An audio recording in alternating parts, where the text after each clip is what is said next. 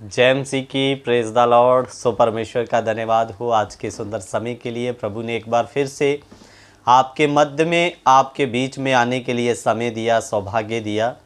सो सर्वशक्तिमान परमेश्वर का धन्यवाद करते हैं।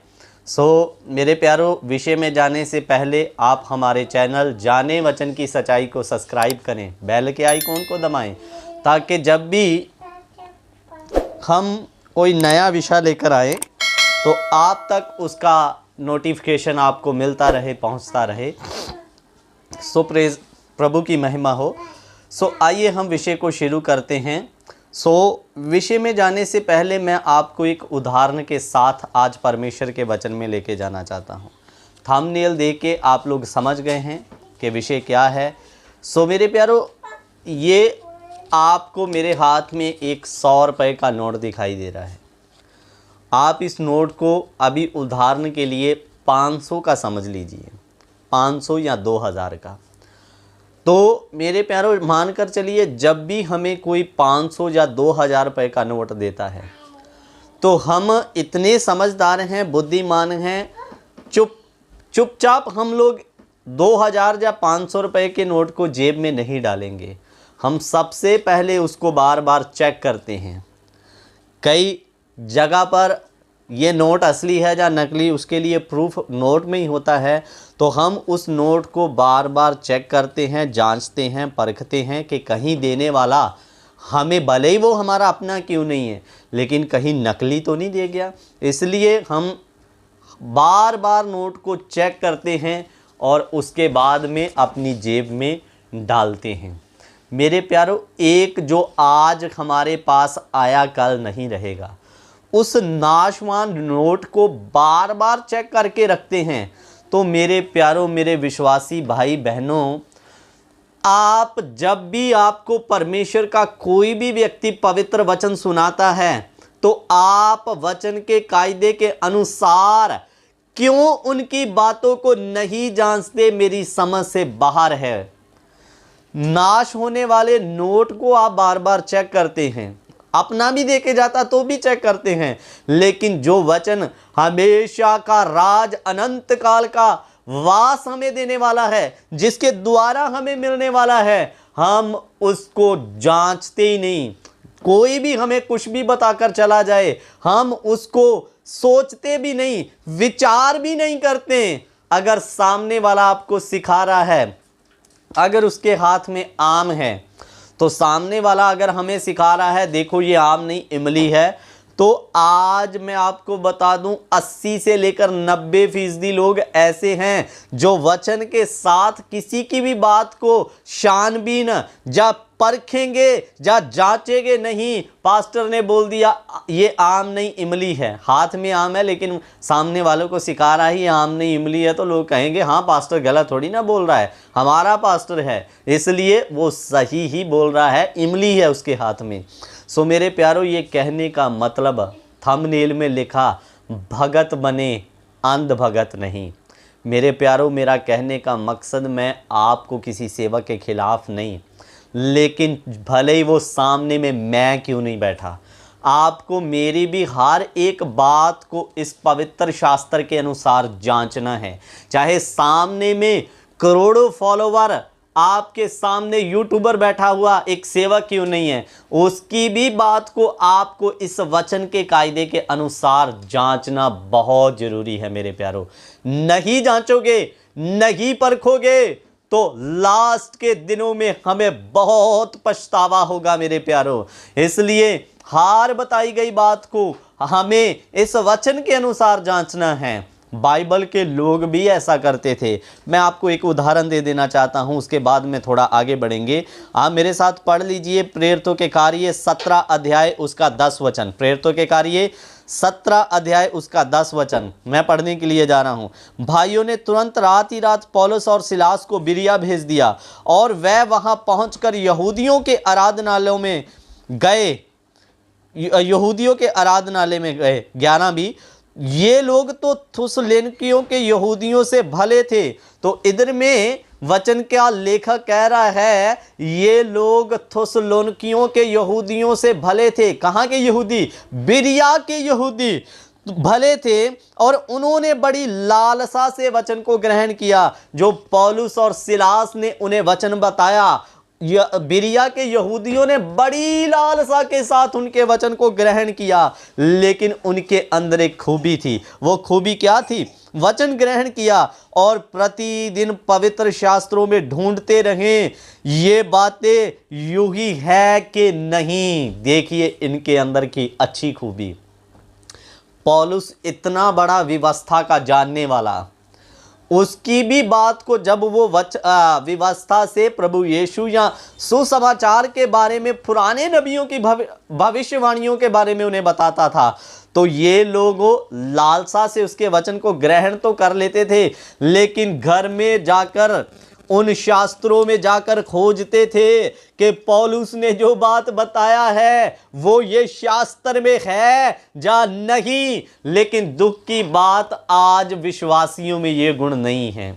आज वो एक ही चीज को लेकर बैठ गए हैं, हम जिस सेवक के द्वारा प्रभु में आए या जिस सेवक के द्वारा हमने बैप्तिस्म लिया, हम उसी के पीछे चलेंगे। शिक्षा वो कैसी भी दे रहा है, कैसी नहीं भी दे रहा है, हमें कोई मतलब नहीं।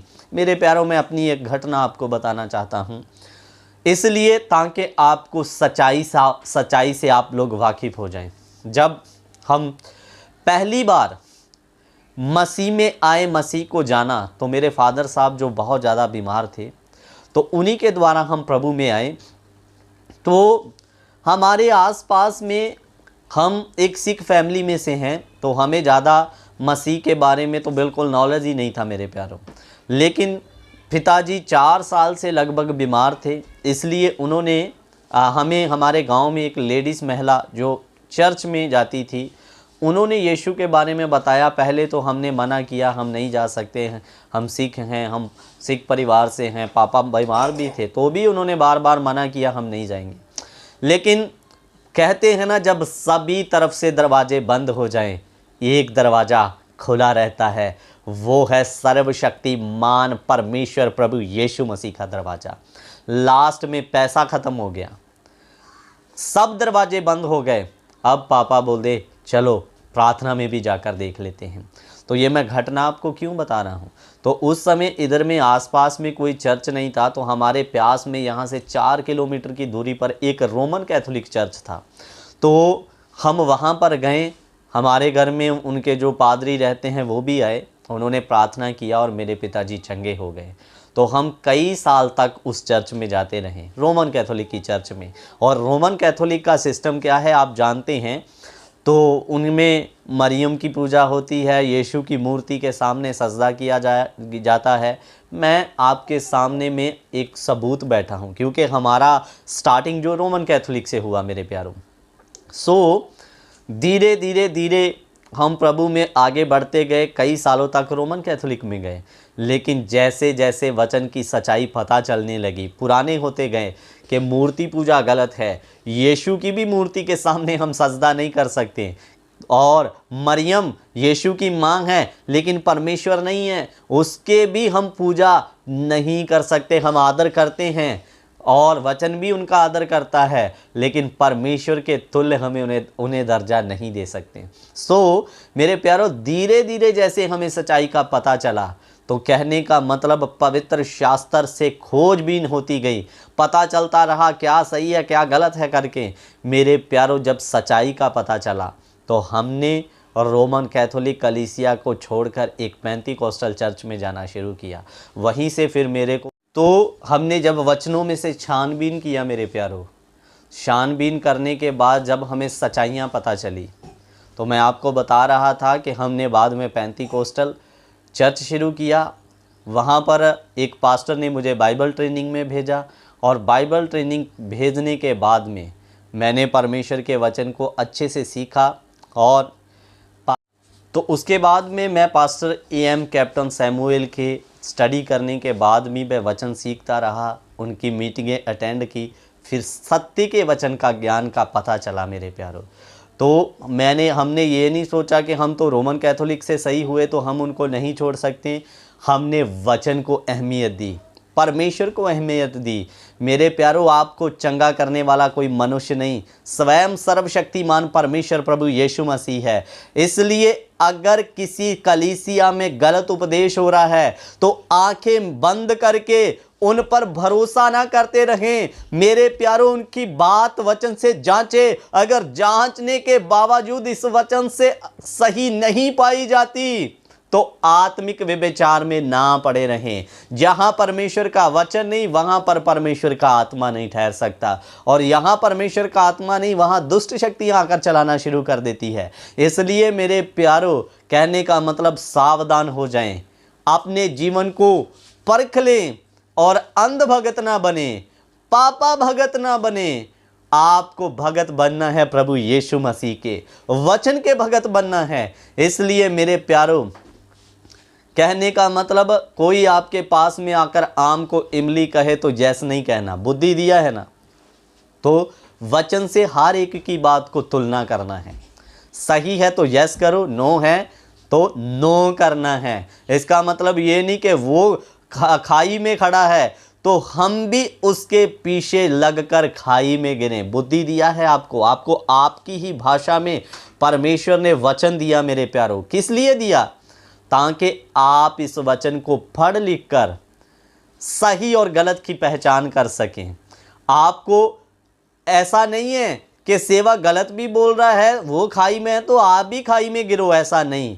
वचन आपकी भाषा में, मेरी भाषा में इसीलिए दिया गया ताकि सामने वाला जो हमें वचन बता रहा है उसकी एक एक बात को हम परखें, वचन के अनुसार जांचें और मसीह में आगे बढ़ें।